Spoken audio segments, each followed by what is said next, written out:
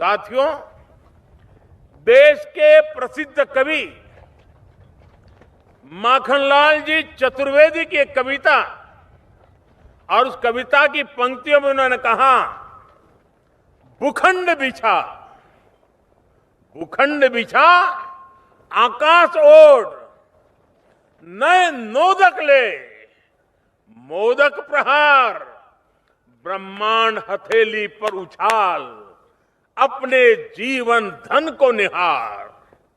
ये पंक्तियां सामर्थ्य की पराकाष्ठा का वर्णन करती है।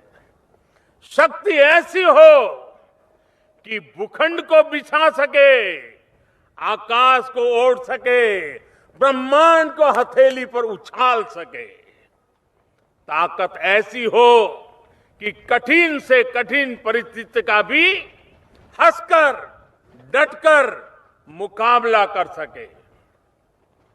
आज मां भारती भारत के युवाओं से यही आह्वान कर रही है, भूखंड बिछा, आकाश ओढ़, नए नोदक ले, मोदक प्रहार, ब्रह्मांड हथेली पर उछाल, अपने जीवन धन को निहार। आने वाले 25 साल का अमृतकाल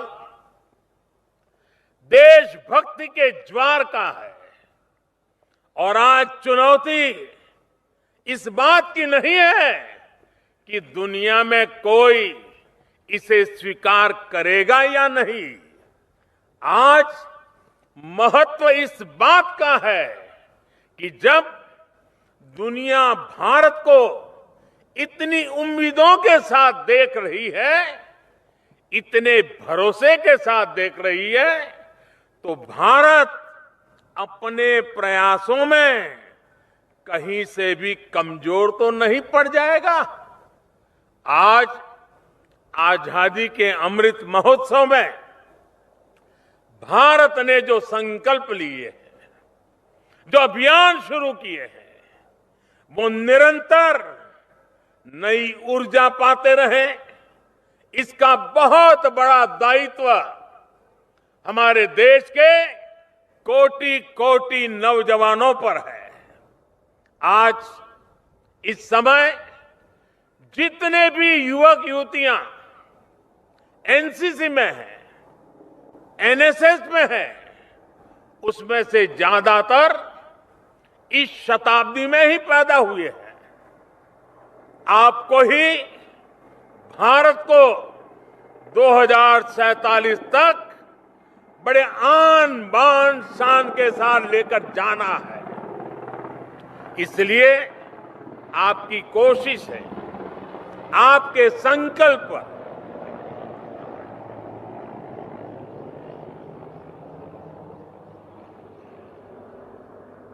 इसलिए आपकी कोशिश है, आपके संकल्प, उन संकल्पों की सिद्धि भारत की सिद्धि होगी, भारत की सफलता होगी।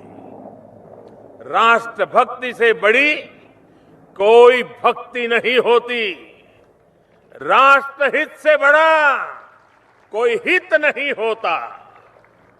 देश को सर्वोपरि रखते हुए आप जो भी करेंगे वो देश के विकास में मदद करेगा। आज हमारे युवाओं ने भारत को स्टार्टअप की दुनिया में टॉप 3 में पहुंचा दिया है। कोरोना के इस संकट